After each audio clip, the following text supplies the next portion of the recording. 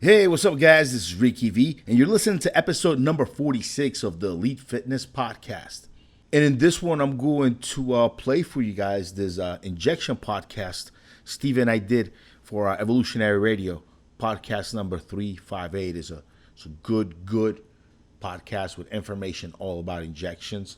It's one that's worth listening to, I think, at least once a year, in my opinion. But hit it up, guys. Check it out.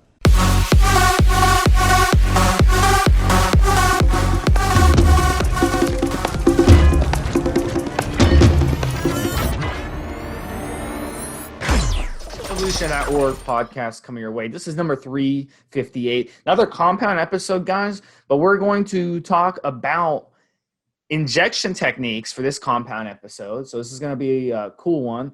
We got a lot of people calling in about injecting. So Steve Smee here and Rick. What's up, man? Hey, what's up, Steve? What's up, guys? How's everybody doing out there? Yes. So we got a lot of topics to hit on this. Let's first start with a story. Let's talk about the first time we injected.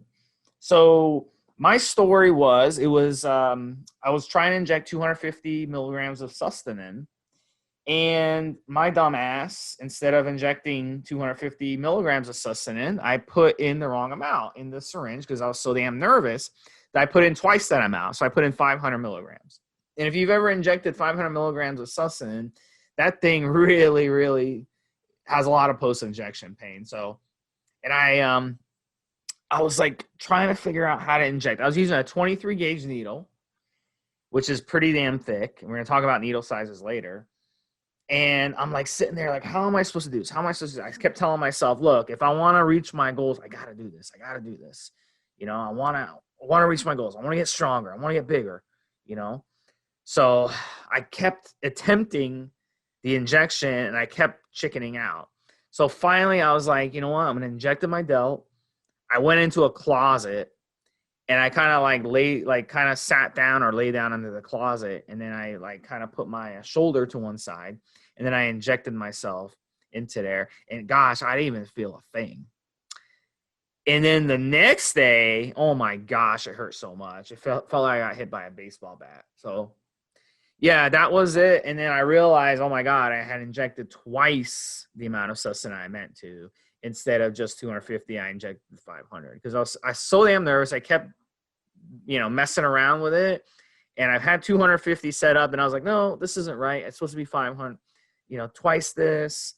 And I thought I was injecting 250. So that was my first injection. Pretty damn nervous, very, very shaky. And I think that contributed to the pain that I was experiencing. So Rick, tell us, do you have a story about your first time?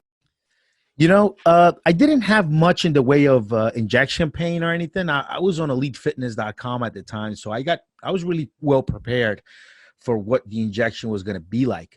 But I got my stuff, right? I got my stuff from different parts of the world, and I lived in a basement apartment with my dad at the time. So I was trying to take my shot without my father finding out. Like I was really amped up to get it done. So I locked myself in the bathroom and I actually start trying to get the needle prepped up. And it took me a long time to get the needle ready. I mean, I had a small multi-dose vial of a Ganabol 50. It was 10 cc's. 10 cc's per 50 mgs. And I was trying to get the juice out of it and I fucking couldn't, bro. It really couldn't. It didn't dawn on me at the very moment. I was nervous. My dad was in the house that I needed to actually shoot some empty air into the vial to increase the air pressure so that it would draw pretty quickly. So I just sat there, man, just pulling on that plunger. I could see the bubbles coming in from around the needle right into the liquid. And it took like 20 minutes, 30 minutes just to load it up. My first amp that I tried to open, it cracked open in my hands. So then I had to kind of leave everything on the sink there, run out of the bathroom, go grab another amp, bring it back in. And my first injection was a mess. Once I got it all loaded up, then shooting it was pretty smooth. I'm okay with physical pain. I mean, it was nothing to me. But just getting it loaded up, it was a problem. I went right back to Elite Fitness. I asked the guys about these issues, and it was basically explained to me like, hey, you need to either put a second needle in there that is not attached to a syringe, and that needle will let some air in, or you need to just push some air into the multi-dose vial so that you can withdraw. And as far as the amps, just score the neck with a little folded up piece of sandpaper. Score the neck, and then it'll snap right off. I mean, just running a little bit of sandpaper right around the neck, a little bit, is enough to weaken it to where you could just snaps off with your fingers. But yeah, I mean, the injection itself wasn't a problem. The problem was getting the juice into the needle. It took a very, very long time. All right, so that segues into the first topic called injection techniques for less pain. So I have a couple pointers that I've learned over the years. One of the simplest things you can do is kind of figure out which muscles like to be injected and which muscles don't. Some muscles hate being injected, and it'll be in more pain than others. My example, my right quad doesn't mind being injected, but my left quad hates to. That's a perfect example. Another suggestion is heating the oil. Heat up the oil. You could boil it for like 20 seconds, and that really makes a difference. And then the third suggestion is mixing the oil. So if you have something that's a really maybe higher concentration that's going to cause more PIP, you can dilute it in the syringe with something else, like maybe some equipoise or some Test Sip or Test E, which are smooth, or some Deca, which is typically smooth. And that will kind of take the edge off and kind of dilute it. So those are my 3 suggestions. I know I'm missing some, but I mean, I stick to those 3 things, and I usually don't have any issues. Rick, what am I missing there? All right, I think we skipped one of the topics, a couple of topics that we agreed before the podcast. I think we're doing them out of order, but I'll follow you up on injection techniques for less pain. One is always use a fresh needle. Never use the same needle to draw out of the vial or to draw out of your amp that you do to shoot. These needles have a very tiny tip on them, and you do dull the needle a bit when it goes through the rubber plunger. Not only that, if the rubber plunger is exposed to the air, to the room, then you might pick up a little bit of bacteria on the needle that wasn't there before. Also, when you're drawing from an amp, you're probably putting that needle all the way at the bottom of that amp to get all of it out. Obviously, if you're with the weight of the needle in your hand, it's enough to actually just bend the tip of that needle a little bit. So you'll get one of those shots where you're pushing the needle in and the skin bends inward until it pops right in. And that's usually a good sign of a dull needle. You want that needle to push right in and not to have a lot of your skin move or too much when the needle's going in if you got a nice sharp needle. So that's one. 2, I don't like to leave any air at all. I always waste a little bit of juice in the syringe. I don't like to leave any air when I'm shooting.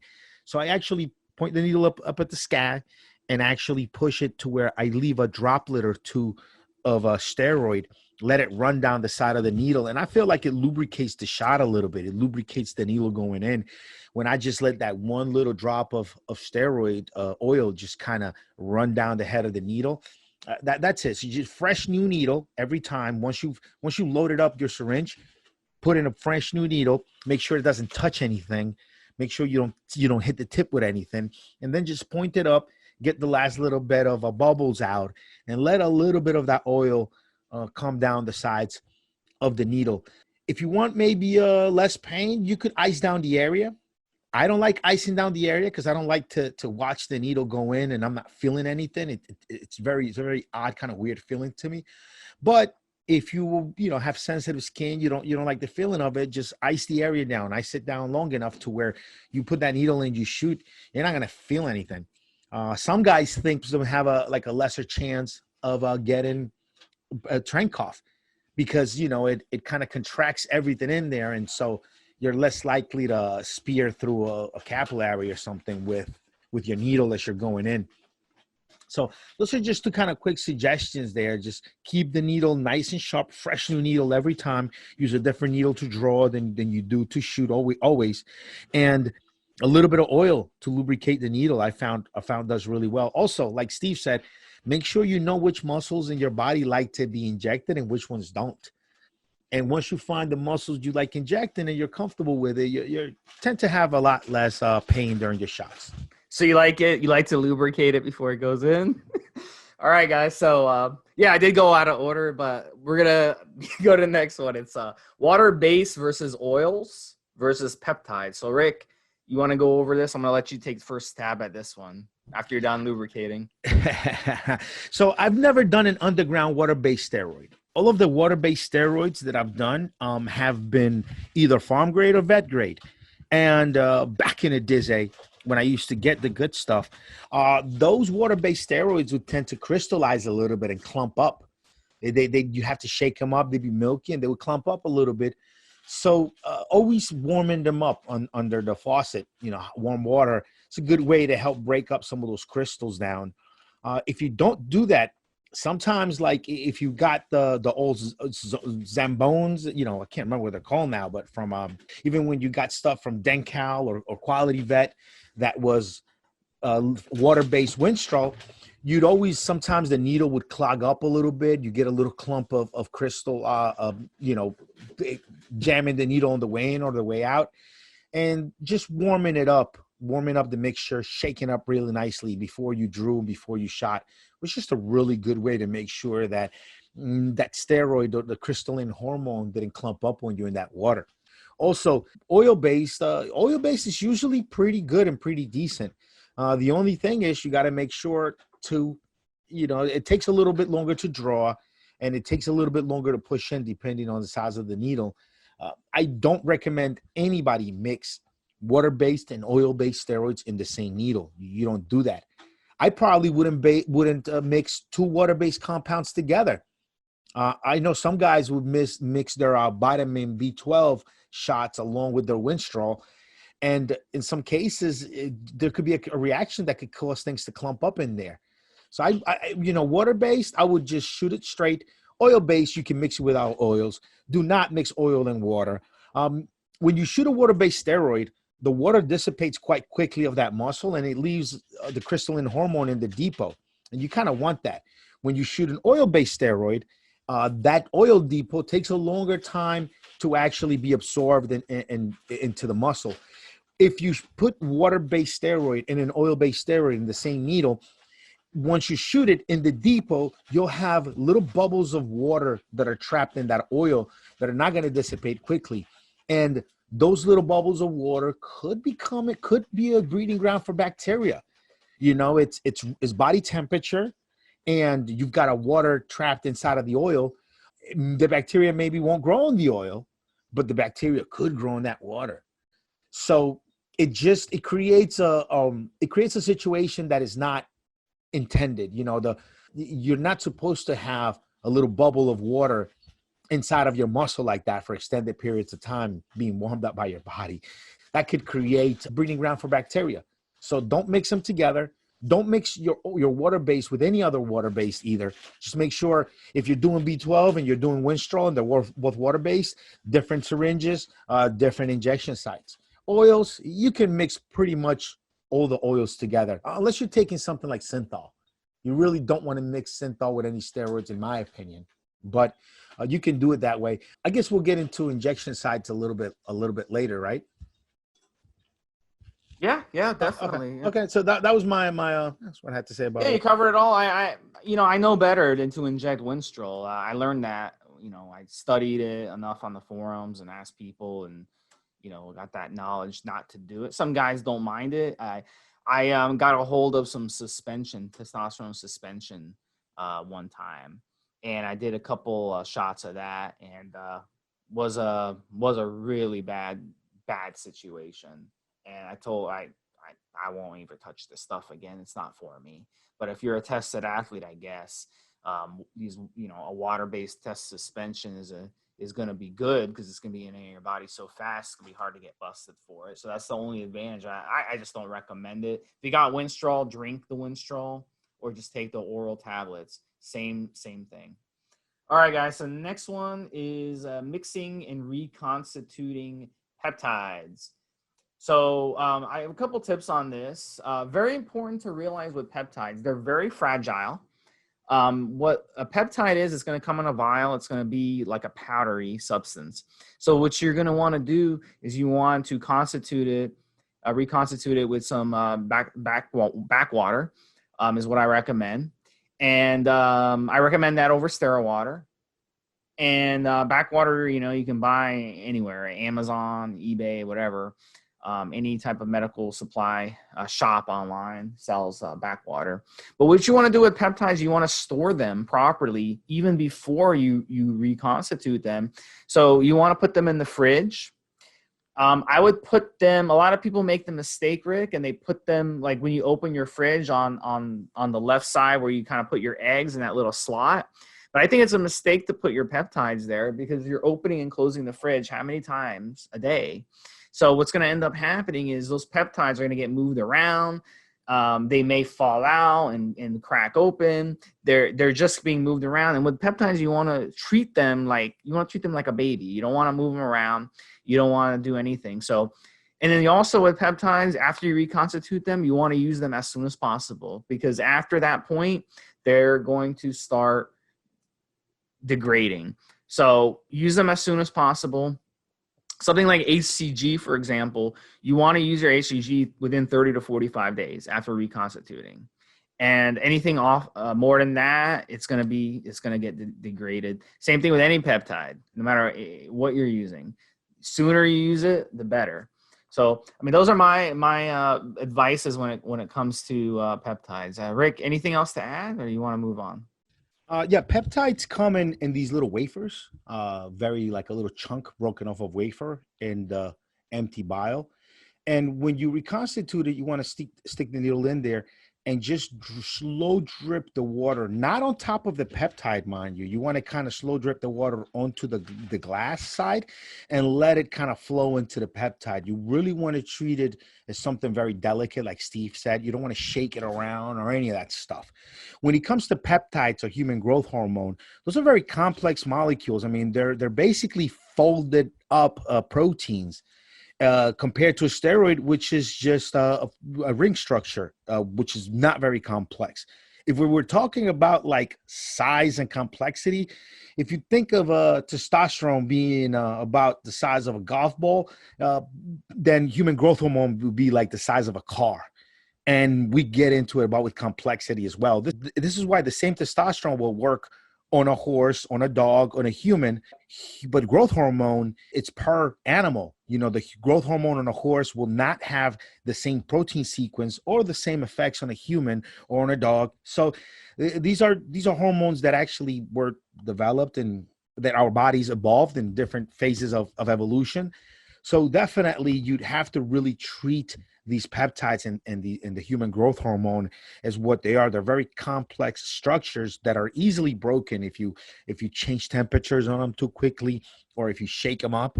So it's very important to you stick the tip of the needle in, just let drip by drip, right on the glass. You turn it sideways a little bit so that it's dripping right on the glass. You're letting it fill. You're letting it kind of drown the peptide and let it dissolve.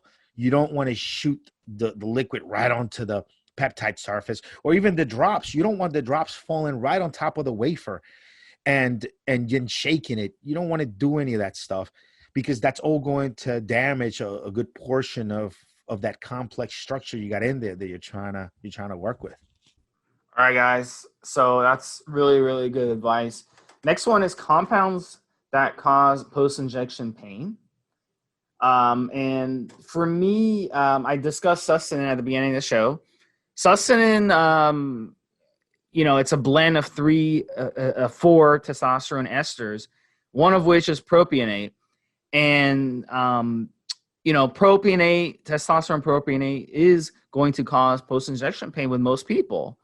And then for me, Primo, I used Bayer pharmacy grade Primo. This was years ago. And that stuff is like motor oil. I mean, it barely even goes through a needle.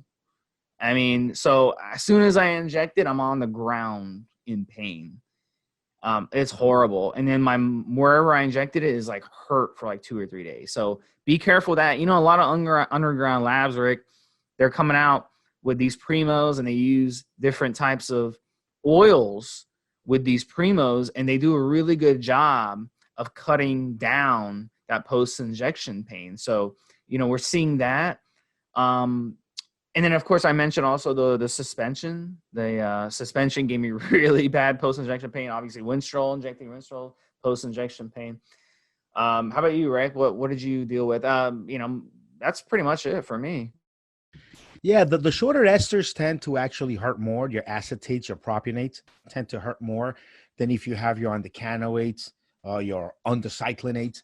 Those tend to hurt less. So you're absolutely right. That's what I found. Also, the water-based stuff hurts quite a bit, and it leaves a sore spot. So those are pretty painful. So I think you covered it, man. So we've covered lubrication, sticking it in, and then pain. So we're on we're on our way on this podcast, Rick. So the next one is places to shoot. So for the first injection I did was in my delt, and the reason I chose my delt is I got wide shoulders. Even before I touched steroids, I had been lifting for years, so I had really wide shoulders. And when I walked through a door, my shoulders were so damn wide that it would hit the door. And you guys know what I'm talking about. You guys who are like short and stocky like me, you know what I'm talking about. You guys who are tall and lanky probably hit your head on the top of the door. But for us short, stocky guys, we were more wide. Okay. So I'd hit my shoulder. So I was thought about the idea. I was like, look, I'm always banging my shoulder into walls and doors and stuff. So let me just inject in my shoulder. So, I like the delts. Another place I like is the pecs. And the thing I like about the pecs is you can hit both of your pecs simply by just looking down. You can hit your pecs. And then you can kind of just look down and inject them. So there isn't that awkwardness of hitting your glute, having to, look around or use a mirror to hit your glute. I used to do my glute, and I use a mirror, and it'd be like you turn the needle one way, and in the mirror, it looks like you're turning it the other. It's kind of like the mirror is like playing tricks on you. So, I prefer places that I can see. I like the delts, the pecs, the quads, places I can see. So that's what I like. And very, very important too, to rotate injection spots. So a lot of guys just like hitting their glutes, right glute, left glute, right glute, left glute. You can't do that because over time you're going to develop scar tissue. And then one of these days you're going to inject in there and the needle is going to get stuck. And you're going to be like, what the heck is going on here? Well, Snap, crackle, pop. Yeah, I have a good bit of scar tissue on my glutes because I'm a glute shooter. And basically, when I put the needle in, I hear popping noise. I feel the pop, pop, pop.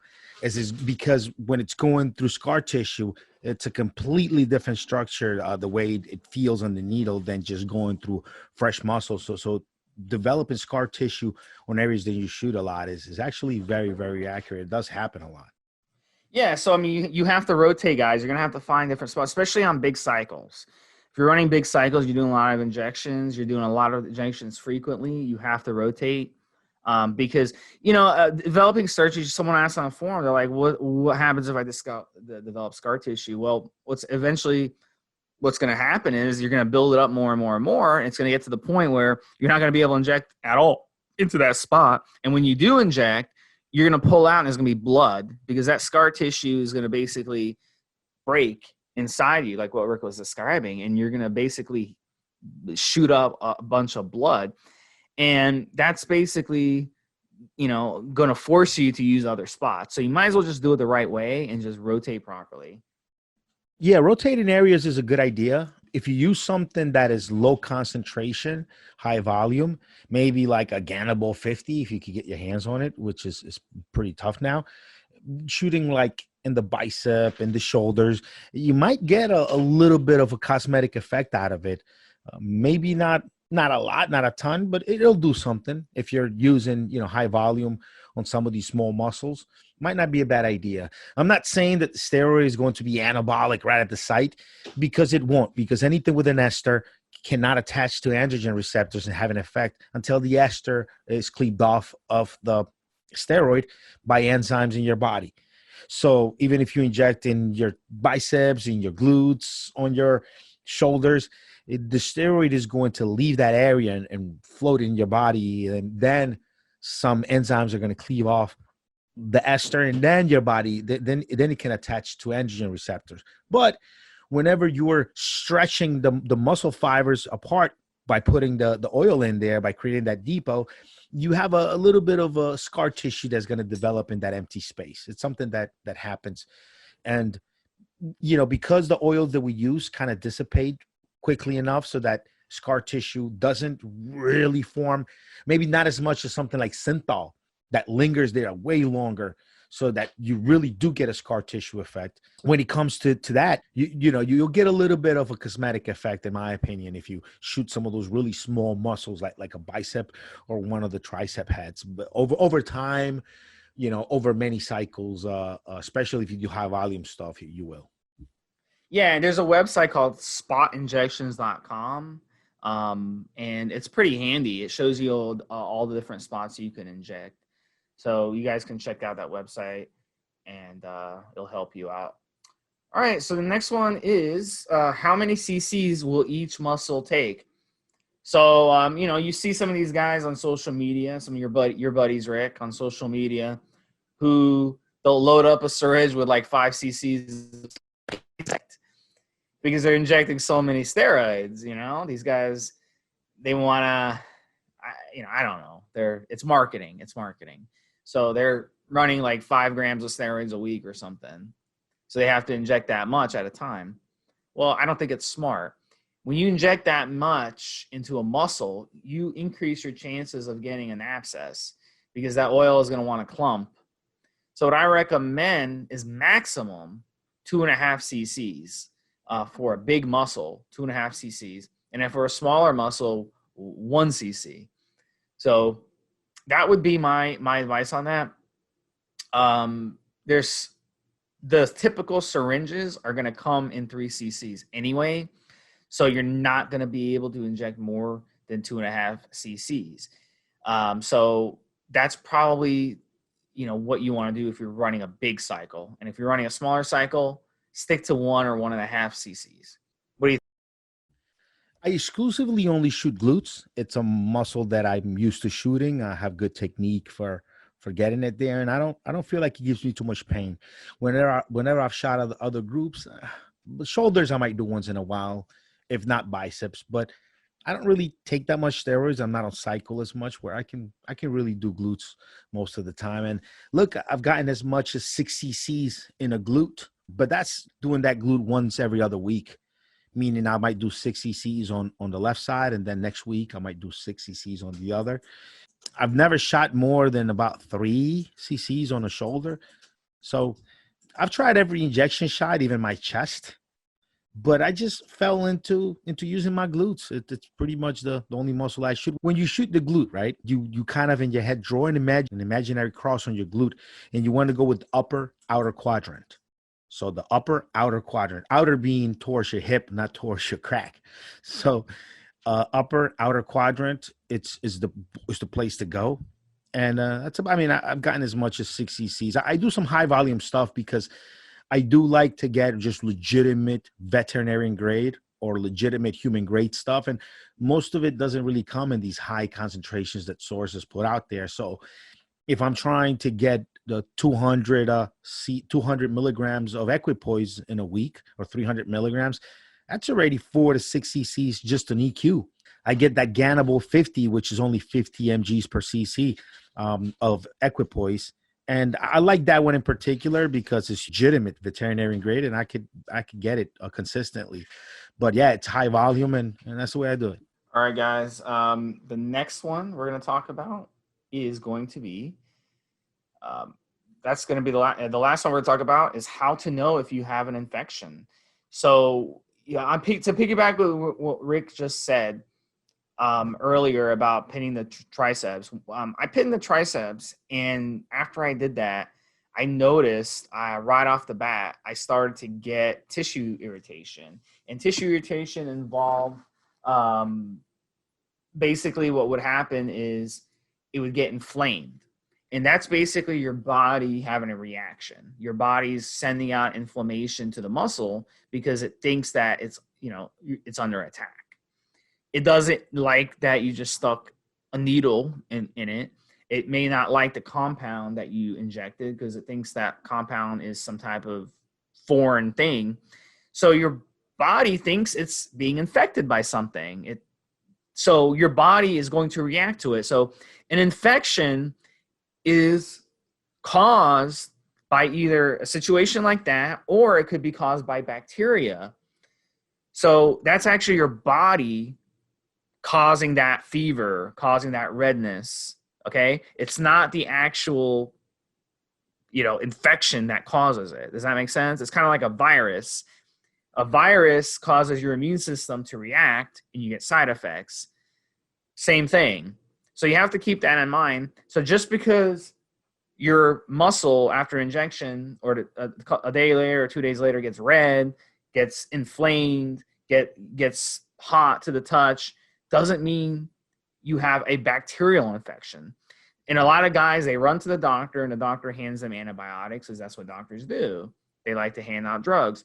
They take the antibiotics and like 5 days later, oh, I'm cured. I feel better. Well, you could have just left it alone, maybe iced it down, not messed with it, and it would have went away after 5 days as well. Tissue irritation actually takes like 7 to 10 days to go away. So, that could happen. So it's very, very important not to just throw antibiotics at your body because you think you have an infection. You have to make sure it's an actual infection. And there's ways to tell that's an actual infection by going to a doctor and having him actually test it and see, do I have a bacterial infection? Do I have a surface bacterial infection where that bacteria is going to eat away, at the skin and grow and cause a issue down the line, So that's something that only a doctor can tell you. You can't really tell by looking at it because a lot of times your body will trick you into thinking you have an infection. But, I'm ranting a little bit. Rick, what do you think about this one? You're a big advocate of infections, like about people who are getting infections.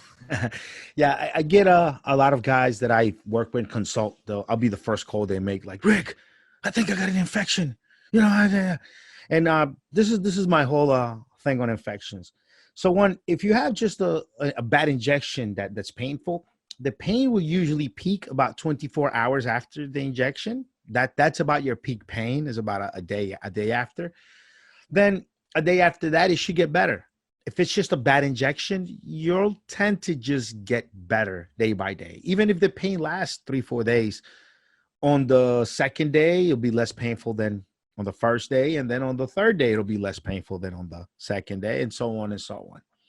The only time that you kind of know you have an infection is when it just starts to get worse day by day. When the pain is not subsiding, when the swelling gets worse, that's when you kind of know there's an infection there.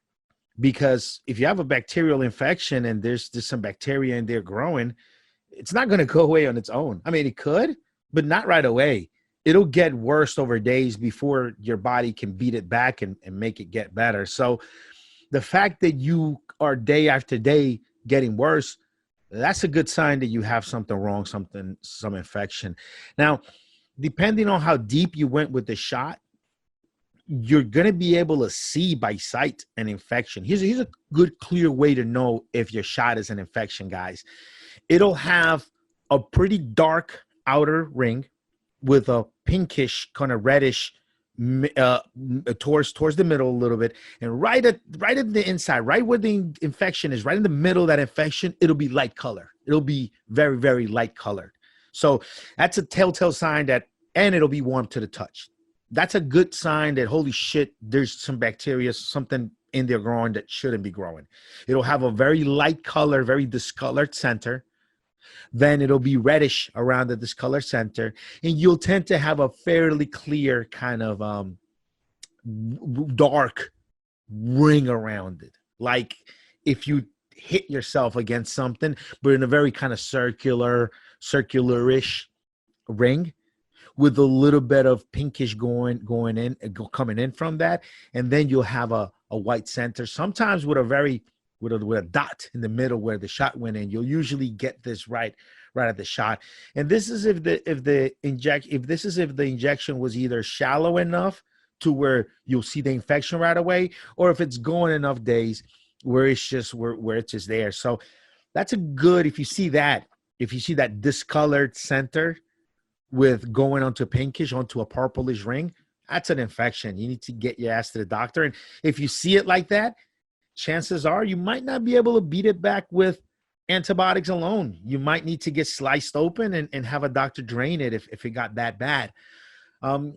Some infections, like I have a buddy of mine, God rest his soul, he actually had an infection on his quad, and his whole leg got big and tight. It wasn't just the injection site. Quads, all those muscles kind of overlap in there, and then he just got like an infection like in between a couple of muscles, and he didn't have the typical kind of white center with a pinkish to purple ring. It just, his whole leg got swollen, and he had just a patch, a dark patch kind of where the injection was. So if the infection is deep enough, or very new, you might not see the pattern I'm telling you about, but you'll see it other ways.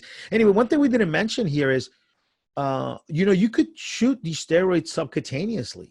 You can just pinch a little bit of skin and fat and actually shoot testosterone specifically right on the fat there under the skin.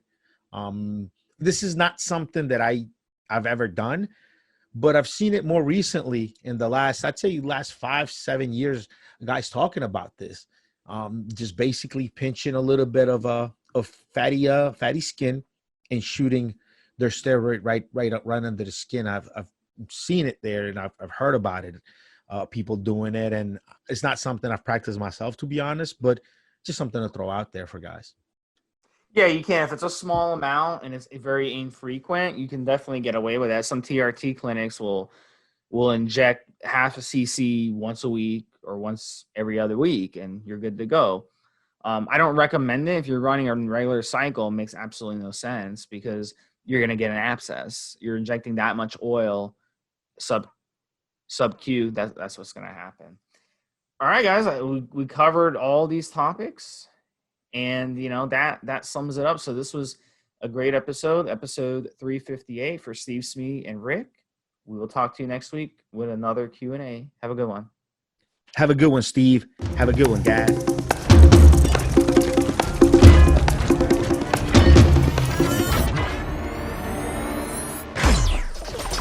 Guys, this is the required legal disclaimer. We are only sharing our experience from years of steroid use. We are not doctors, and none of what we say should be regarded as medical advice. Always check with your doctor before taking any drugs or starting any training program.